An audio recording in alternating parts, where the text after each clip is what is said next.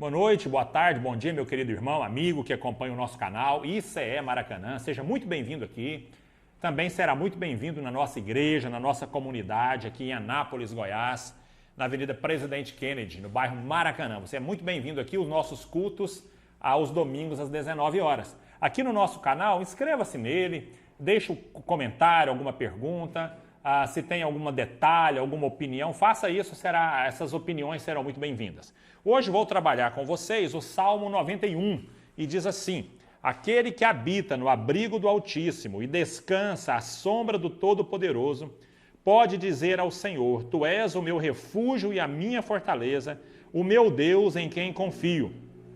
Ele o livrará do laço do caçador e do veneno mortal. Ele o cobrirá com as suas penas e sob as suas asas você encontrará refúgio. A fidelidade dele será o seu escudo protetor. Você não temerá o pavor da noite, nem a flecha que voa de dia, nem a peste que se move sorrateira nas trevas, nem a praga que devasta ao meio-dia. 1000 poderão cair ao seu lado, 10.000 à sua direita, mas nada o atingirá. Você simplesmente olhará e verá o castigo dos ímpios. Se você fizer do Altíssimo o seu abrigo, do Senhor o seu refúgio, nem o mal atingirá, desgraça alguma chegará à sua tenda.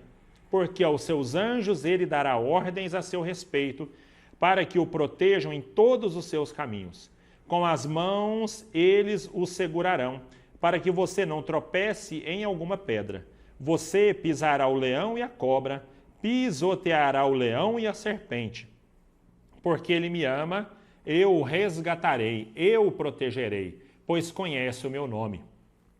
Ele clamará a mim e eu lhe darei resposta, e na adversidade estarei com ele. Vou livrá-lo e cobri-lo de honra.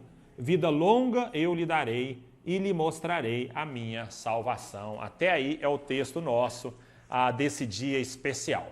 O nosso título do nosso estudo é Sem Teto, Sem Vez. Daqui a pouquinho a gente conversa mais sobre ele e o sentido que ele faz dentro aqui do nosso conteúdo, dentro do nosso estudo aqui desse momento. Os salmos aqui dos textos bíblicos, esses salmos eles compõem uma obra muito importante da poesia hebraica. O Lassor, do Introdução ao Antigo Testamento, ele faz algumas explicações muito pertinentes sobre os salmos. Ele vai dizer que o título em hebraico, na língua em que os salmos foram escritos, esse título seria louvores ou cânticos de louvor. Os salmos são basicamente divididos em 5 livros dentro do próprio livro. Então seria dentro do livro teria 5 coleções dos salmos. A primeira do Salmo 1 ao 41, a segunda do 42 ao 72, a terceira do 73 ao 89, a quarta do 90 ao 106 e a quinta coleção do Salmo 107 ao Salmo de número 150. Para o Lassor, lá na Introdução ao Antigo Testamento, isso seria coincidente com os textos do Pentateuco. Que o Pentateuco também seria dividido obviamente em 5 livros, e esses 5 livros também divididos em 5 partes, e cada parte dos Salmos, cada coleção dos Salmos, seria para a leitura de uma parte da lei. Sendo assim, a cada parte da lei, cada parte do Pentateuco, dos 5 primeiros dos livros, teria uma coleção para ser lida em conjunto.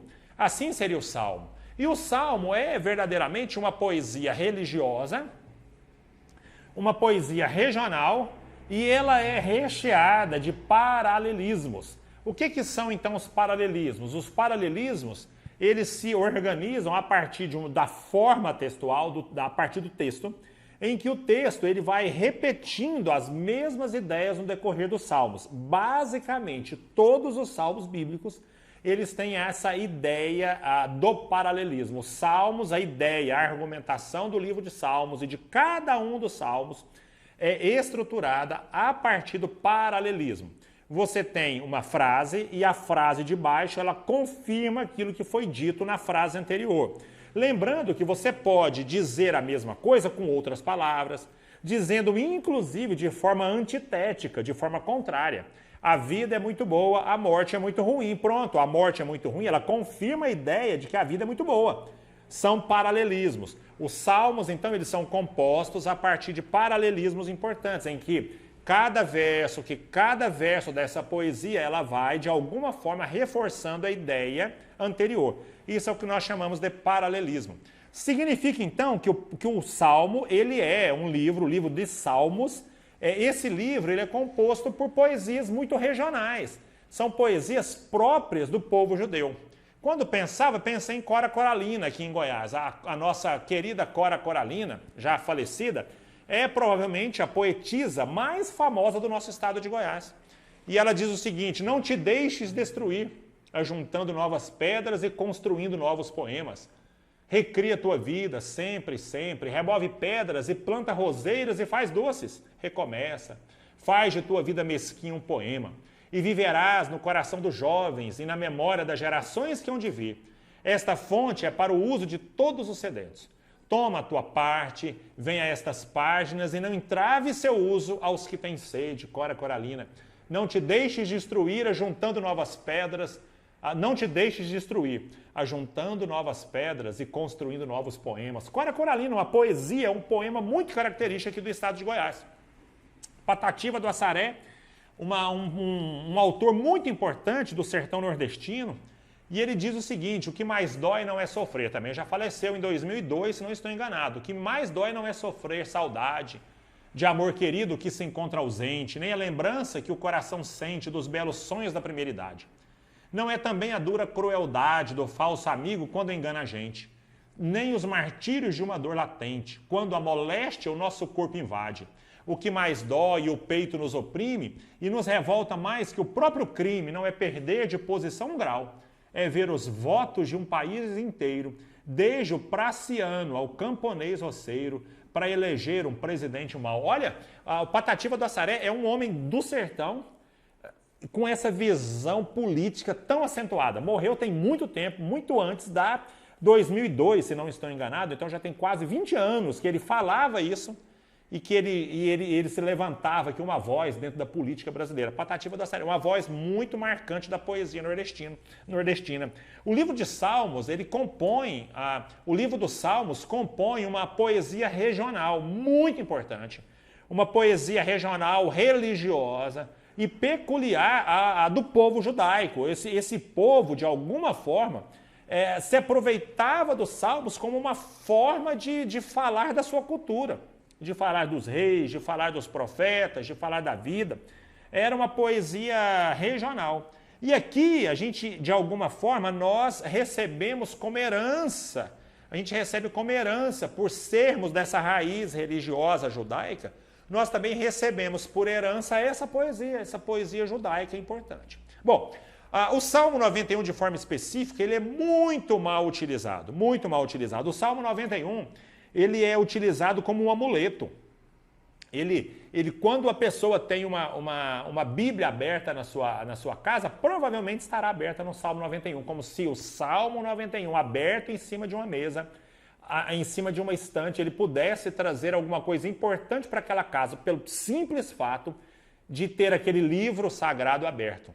Para você ter uma ideia, olha aqui, esse aqui é um site de horóscopo.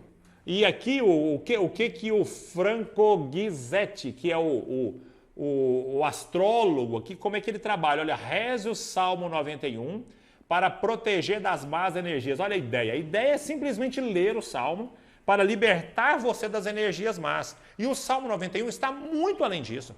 Na verdade, o Salmo 91, ele é um texto muito importante para quem tem teto. Aí, professor, mas que coisa, por que sem teto? A ideia do Salmo, ele começa como uma oração para aqueles que têm teto. O texto começa dizendo o seguinte: aquele que habita no abrigo, aquele que tem teto, aquele que tem cobertura e descansa à sombra. Então não é para o sem teto. Espiritualmente, não é para um sem teto, aquele que não tem ou que não vê Deus como abrigo, como um teto para ele. Então, se você é sem teto, não acredita naquilo que Deus pode fazer, na proteção divina para a sua vida, De fato, esse salmo pouca diferença fará, inclusive se ele estiver aberto em cima da sua mesa. Não, é um texto para quem tem abrigo. É um texto para quem tem teto, para quem tem sombra. Agora, eu até fiz aqui uma brincadeira que a gente chama de uma figura sonora, né, que é a repetição de sons. A pergunta é, mas você tem em quem? Você tem abrigo em quem?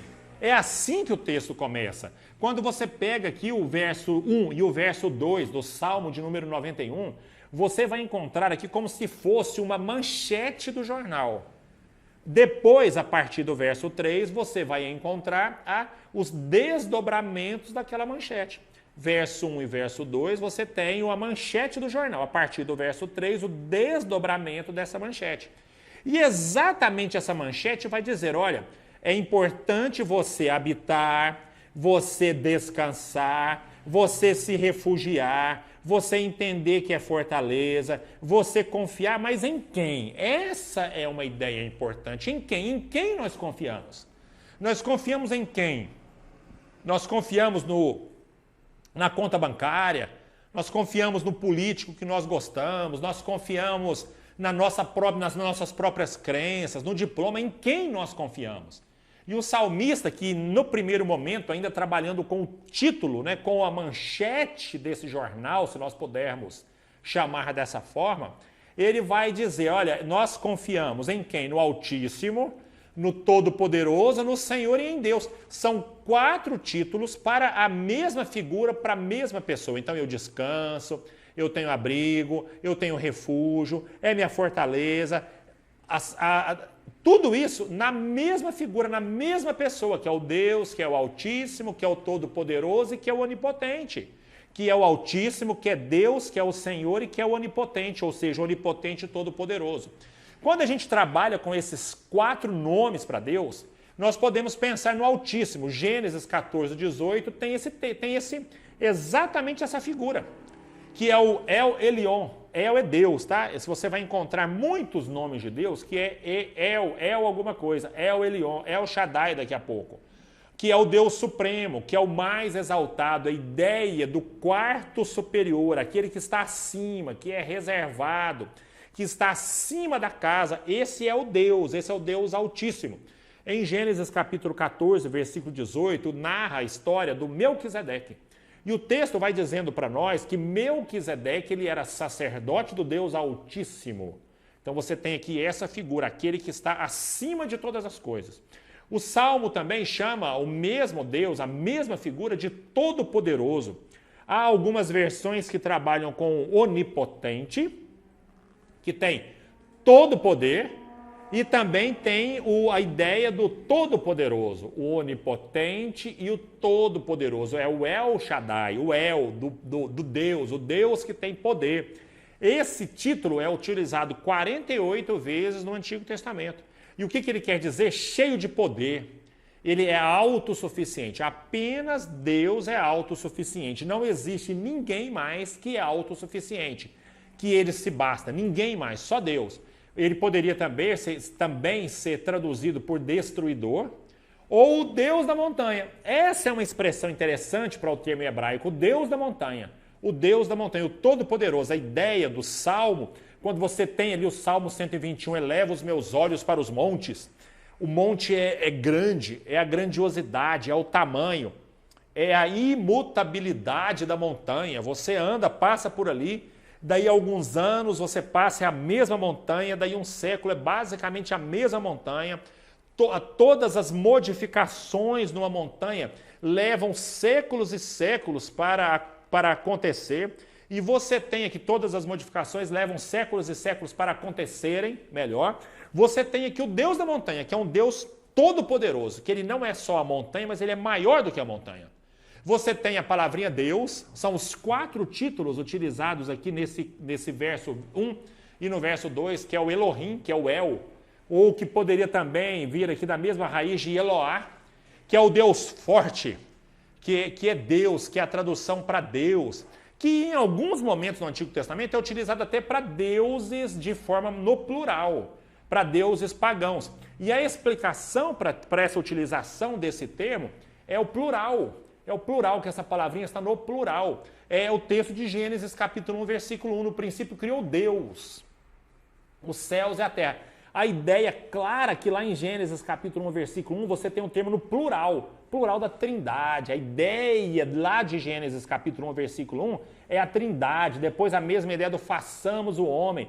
É essa a ideia. Elohim, o Deus criador, a trindade. Então, ele está dizendo que ele confia, que ele tem abrigo, que ele tem socorro, que ele tem descanso à sombra do Altíssimo, aquele que está acima de tudo, do Todo-Poderoso, o Senhor das montanhas, do Deus, aquele que é o forte, que é o Deus no plural, o Deus da trindade, e o Senhor. Ele termina aqui o verso 1 e verso 2 dizendo, o meu Deus em quem confio. Pode dizer ao Senhor, Senhor é o Yahvé. O Yahvé, você sabe que ele vem da raiz do verbo ser, é mais ou menos Deus dizendo assim para as pessoas, eu sou. Eu sou, não é eu estou. Existem poucas línguas que têm diferença entre ser e estar. A língua portuguesa é uma língua privilegiada. Eu sou ou eu estou. A moça está bonita, ela se arrumou, ela passou ali ela se maquiou, ela está bonita. A moça é bonita. Se ela independe daquilo que ela usou, das maquiagens, dos aparatos, dos apetrechos, ela é. Então, quando Deus se apresenta e ele fala eu sou, ele usa esse termo Yahvé, eu sou o Senhor. Ou seja, eu sou autoexistente.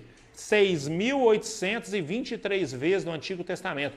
E que geralmente é relacionada à santidade de Deus. Mas eu estou antes de todas as coisas. Eu existo sem que ninguém precise me ajudar. Sem que ninguém tenha me ajudado a existir, eu sou o Senhor. É exatamente essas 4 figuras que o salmista vai dizer, olha, é nessa figura que eu descanso, é nessa figura que eu tenho abrigo, é nessa figura que eu tenho conforto, é nessa figura que eu posso ter sombra, é nessa figura que eu tenho refúgio. Na figura de quem? Do Altíssimo, do Todo-Poderoso, do Deus, no plural, da trindade, no Criador dos céus e da terra, e no Senhor, que é o Yahvé, que é aquele que existe antes de todas as coisas. Esse é o Deus. Esse é o Deus. E quando eu pego, então, a versão revista e atualizada, ela começa, o verso 3, não é verso 2, ao verso 3, ela começa assim, pois. Por quê? Porque, na verdade, você tem verso 1 e verso 2, o título do sermão. Então, você tem o título do salmo. Você tem aqui o título da canção, você tem aqui o título da música, é uma manchete, é como você vê na manchete. No Brasil, milhares de pessoas foram vacinadas contra a Covid. Pronto, essa é a manchete, aí vem a explicação do texto. Aqui você tem no verso 1 e no verso 2 a manchete, e a partir do verso 3 você tem exatamente o desdobramento. Você tem aqui exatamente o desdobramento do texto. O desdobramento do texto. E ele começa na versão revista atualizada, e gosto muito da ideia, com pois, que é o porquê. O que significa então esse porquê? O porquê é a causa. Ou seja, por que eu posso descansar em Deus? Por que eu posso ter o Senhor como meu refúgio? Por que eu posso ter o Deus Altíssimo como minha sombra? Então, o salmista, a partir de então, ele vai apresentar quais são as causas, esse porquê, quais são as causas. Então, meu querido irmão, quais são as causas que levam uma pessoa a habitar, a descansar, a refugiar-se, a confiar no Altíssimo, no Onipotente, no Deus, no Senhor? O que leva um cristão, um crente, um irmão a dizer, olha, eu confio no Altíssimo, eu descanso à sombra do Onipotente, eu habito à sombra do Senhor, eu me refugio exatamente aqui no Deus Todo-Poderoso, no Todo-Poderoso. O quê? Quais são as causas? Por quê? Por que nós podemos dizer isso? E o salmista, então, ele vai, a partir desse momento, fazer a explicação. Ele vai dar aqui os motivos, as causas pelas quais eu posso dizer hoje aí, posso dizer aqui, você pode dizer aí na sua casa, eu descanso no Senhor. O meu abrigo é Deus. Ele vai apresentar exatamente por quê, quais são as causas de eu poder dizer isso nesse momento? A primeira causa que o salmista, o próprio salmista vai responder, meu irmão. O próprio salmista fala, ele vai dizer que a causa de confiar nesse onipotente, de refugiar-se nesse Deus Altíssimo, é porque a fidelidade, ela não está em mim, a fidelidade está em Deus. Essa ideia é importante. Que a fidelidade, ela não está em nós, a fidelidade está naquele que cuida de mim. A fidelidade não é minha, embora a fidelidade seja um fruto do Espírito. Há 2 ou 3 semanas existe inclusive esse sermão aí no nosso canal. Você pode encontrar sobre fidelidade, sobre como é que o cristão precisa ser fiel, porque fiel é fruto do Espírito. Mas ainda que eu desenvolva fidelidade, que ela seja cada dia maior, que é fruto do Espírito Santo em mim, ela jamais vai ser uma fidelidade totalmente confiável. Deus é confiável. Deus tem 100% da fidelidade. Deus tem 100% do amor, da bondade e da fidelidade também. E aqui o salmista ele vai dizer o seguinte, olha, ele livra do laço do passarinheiro. O Salmo 124, versículo 7, ele vai falar sobre isso. Olha, se não fosse o Senhor que tivesse feito por nós, nós não estaríamos vivos. E dentro do Salmo 124 ele diz, olha, foi ele que nos livrou do laço do passarinheiro. Ele que nos livra das armadilhas. Ele que nos livra dessas coisas. Ele nos livra do veneno. Ele vai dizendo aqui, a partir do verso 3, olha, ele nos livra do laço do caçador, do veneno mortal. Ele cobrirá com as suas penas. Ele me cobrirá com as suas penas e nós estaremos seguros. Todas as vezes que vejo esse texto aqui do Salmo 91, à minha mente vem sempre o texto de Mateus, capítulo 23, verso 37, quando Jesus chega em Jerusalém, e eu tive a oportunidade de estar em Jerusalém, essa é a visão. Eu não sei se Jesus entrou por esse caminho, mas essa aqui é a visão para quem entra em Jerusalém. Então ele olha Jerusalém de cima, ele vê todas essas luzes, ele vê aqui onde estava construído o antigo templo, ele tem toda essa visão de Jerusalém. Claro, ela não era iluminada desse jeito na época de Jesus, mas essa é a visão moderna que se tem quem se aproxima de Jerusalém. E Jesus, então, ele chega em Jerusalém e ele diz assim, ó Jerusalém, que mata os profetas, que apedreja aqueles que vêm em nome do Senhor. Como eu gostaria de ajuntar vocês como a galinha ajunta os seus pintinhos. Essa é a ideia do Salmo 21. Então, você é coberto pela pena, com as penas, você está seguro, você encontrará refúgio. E aí o texto diz o seguinte, meu querido irmão, ele diz o seguinte aqui, ó, no verso 4, no finalzinho do verso 4, a fidelidade dele será o seu escudo. A fidelidade dele é que é pena, que é a pena, que é a asa. A fidelidade dele que é o escudo, a fidelidade dele é que livra você do laço. A fidelidade dele é que livra você do veneno. A fidelidade não é sua, a fidelidade é de Deus. Porque se dependesse da minha fidelidade, ainda que eu ande pelo Espírito, quantas vezes no decorrer da minha vida eu teria sido descoberto com a pena do Senhor, com as asas do Senhor? Quantas vezes teria acontecido? Não. Eu estou guardado na fidelidade do Senhor, porque a fidelidade é dele. Então, por que eu posso dizer, eu confio no Altíssimo, eu estou guardado à sombra do Onipotente? Por que eu posso dizer essas coisas? Porque a fidelidade é dele. Porque eu sei que ele não falha, que ele jamais me abandona. Quando você tem a leitura aqui do texto de Hebreus, capítulo 10, verso 23, o autor diz assim, apeguemo-nos com firmeza à esperança que professamos, pois aquele que prometeu é fiel, quem promete é fiel.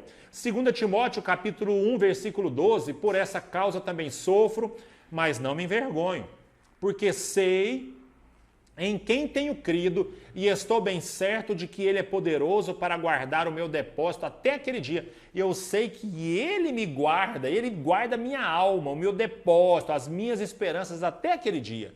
Na versão revista atualizada, nós temos esse texto dizendo o seguinte, cobrir-te-á com as suas penas e sob suas asas estarás seguro.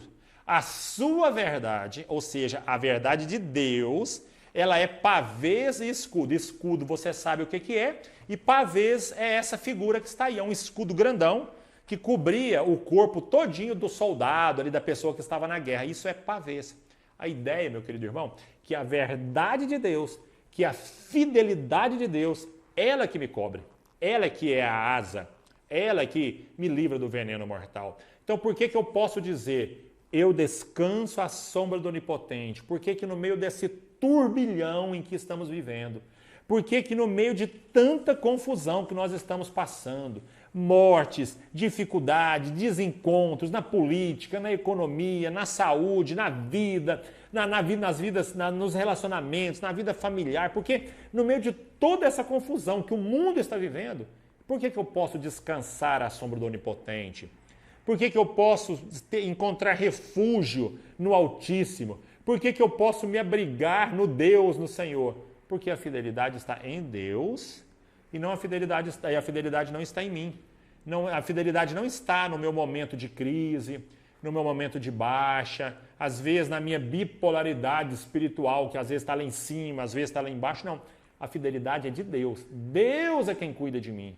Então, se inclusive você, meu querido irmão, se nesse momento você está com muito medo, está amedrontado, está com tantos receios, Deus cuida de você, porque a fidelidade está nele. A segunda causa, que é o porquê. Por que eu posso dizer isso? É porque os problemas, meus irmãos, eles não causarão pavor, eles não vão causar pavor no cristão. A gente tem medo? Tem, nós somos falhos, não somos, meus queridos irmãos? A cada notícia, a cada dificuldade que nós temos agora, no meio das mortes, da doença por causa da Covid, ou mesmo em qualquer época da humanidade, nós temos medo do amanhã, nós temos medo daquilo que o que será um filho meu, o que será, quem será a esposa, o esposo do meu filho, depois que se casam, como serão os meus netos, antes dele se casar quando é criança, como é que será a adolescência dele, como é que é o meu trabalho, será que eu terei emprego, será que a minha vida, como será? Gente, irmãos, nós somos cercados de incertezas, mas o texto vai dizendo para mim que nada disso causa pavor no cristão. Não há pavor, não existe medo desorientado e desordenado para aqueles que têm abrigo, para os que estão no abrigo do Senhor. Aqui o texto vai dizer, olha, você não vai temer o pavor, a flecha, a peste. Olha, nós estamos no meio de uma peste, de uma turbulência tão grande por causa de doença. A morte, você não vai temer nem a morte, mesmo que caiam milhares de um lado e milhares do outro. Você não vai temer o mal, você não vai temer o leão, não vai temer a cobra. Esses dias lendo uma reportagem aqui em Anápolis, esses dias recentes agora, nesses últimos dias, uma cobra de 2 metros, venenosa, foi capturada em uma escola aqui da cidade de Anápolis. Imagina se as crianças estivessem em aula, se fosse no momento da aula. Que terror, que medo. A Bíblia diz aqui que mesmo o leão, a cobra, você será capaz de pisar numa cobra e ainda assim você não terá medo. Não terá medo. Agora, vamos pensar um pouquinho no texto. É importante que a gente pare e pense um pouquinho, tá? Essa ideia, irmãos, o Salmo, ele tem uma função de linguagem de forma expressiva. O que é a expressão? A expressão é o desejo do coração. A expressão é uma leitura emocionada, uma leitura de fato expressiva que você faz da vida, certo? É verdade que o texto está me dizendo é que Deus nos guarda neles e nos guarda deles. Você pode perceber que aqui a leitura que o salmista faz é uma leitura de que há pavor, de que não há pavor, mas que há flecha, que há peste, que existe morte, que há mal, que há leão, que há cobra, que todas essas coisas existem. Mas mesmo todas essas coisas existindo, eu descanso no Senhor. Eu não vou me entregar ao pânico. Eu não posso me entregar ao pavor. Eu posso me dar o direito de ter medo? Creio que sim, mas eu não posso me dar o direito de ficar apavorado com essa situação. Afinal de contas, o nosso abrigo é o Senhor. Inclusive, meus irmãos, o salmista tem uma leitura, olha, de que nada disso acontece com você. É uma leitura muito mais ampla da vida, no entendimento de que Deus tem cuidado de nós, inclusive cuida daqueles que morrem, daqueles que passam por lutas. Essa é uma concepção muito maior que nós temos. A ideia de que eu tenho abrigo no Senhor e eu não tenho pavor. Tá? Eu não temerei, eu não vou ficar apavorado com a vida, mesmo no meio da flecha, no meio da peste, no meio da morte, no meio do mal. eu não ficarei apavorado. E a terceira e última causa, né, para eu poder dizer, Senhor, descanso à sombra do Onipotente, que o Deus, o Senhor é o meu abrigo, que eu me refugio no Todo-Poderoso, é entender que, para mim, pelo menos isso deveria ser, que a amizade com Deus é o suficiente para a minha vida. Foi a história do apóstolo Paulo, quando ele diz para o Senhor, Deus, me cura. E Deus disse para ele, a minha graça te basta. A minha graça, a minha amizade, a minha compaixão, a minha misericórdia, tudo isso é suficiente para você. A minha amizade é o suficiente para você. E você pode até ter muitas outras coisas, mas o que de fato importa a você é a minha amizade, é a minha graça. Aqui uma leitura um pouquinho mais minuciosa do texto, você vai perceber que é uma mudança de foco narrativo. O foco, aqui você, o autor, ele está contando, né, como é que é a vida, o que você pode fazer, aquilo que você não pode fazer. E você vai ter aqui a ideia de uma mudança, talvez mais do que mudança de foco narrativo, porque o texto ele traspassa esse gênero, esse tipo de texto. O que é que você tem aqui a ideia? A ideia você tem de uma mudança aqui de pessoas do discurso. No verso de número 2, quem diz, olha aqui, sou eu, aquele que habita no esconderijo do Altíssimo, a sombra do Onipotente pode dizer ao Senhor. Então, você pode dizer ao Senhor, tu és o meu refúgio, minha fortaleza. Ou seja, ele está dizendo que você pode dizer, eu dizendo, olha, tu és. Quando eu uso tu, é uma comunicação. Então, o salmista, ele põe os dois pontos, abre aspas, dizendo, olha, tem alguém falando. Falando para quem? Falando para Deus. Então, aqui tem um diálogo. A partir do verso 3 ao verso 13, quem diz é o salmista. Olha, você não temerá, você não fará isso, porque ele é isso, porque ele é aquilo. Porque ele é aquilo outro. A partir do verso 14, quem fala é Deus. Deus está falando. Olha, porque ele me ama, percebe que no verso 14, se for na versão NVI, mas acredito que as demais versões também, elas apresentam a mesma forma de texto, o texto está entre aspas, tem alguém falando diretamente, aqui você tem discurso direto. Quem é essa pessoa? Deus. Deus está falando o quê? Ele me ama, ele conhece o meu nome. Mas espere um pouquinho, o meu nome não é todo-poderoso, não é altíssimo, não é Deus, não é Senhor, sim. Mas conhecer o nome significa conhecer a intimidade da pessoa. A vida muda totalmente quando você vai a um determinado lugar e você chama a pessoa de chefe, de doutor, de senhor, de garçom, de professor. É tão diferente quando você chama a pessoa pelo nome, porque quem conhece o nome rompe a barreira da intimidade. Conhecer o nome. Então, você me ama, você conhece o meu nome, você me chamará. Então, quando essas coisas acontecerem, porque você me ama, eu te resgato. O resgate é a ideia de Jesus. Ele vai resgatar a pessoa do pecado. Eu darei a você uma resposta. E eu depois, no final, darei a você a salvação. Olha que ideia, meus irmãos. Olha aqui como é que já tem um vislumbre do futuro. Um vislumbre aqui exatamente da ideia de Jesus Cristo aparecendo, da salvação de Jesus Cristo sendo apresentado para essas pessoas. Olha, é o resgate que virá. Então, um dia, você terá a consciência plena e perfeita de que não há mais temor, de que não há mais desabrigo, de que não há mais sem teto, porque Cristo virá e ele reatará, acho que é essa palavra, ele refará a sua amizade com Deus. Pronto, a amizade é suficiente para que você possa ter um abrigo na presença do Senhor. Experimentar a fidelidade divina, a fidelidade é dele.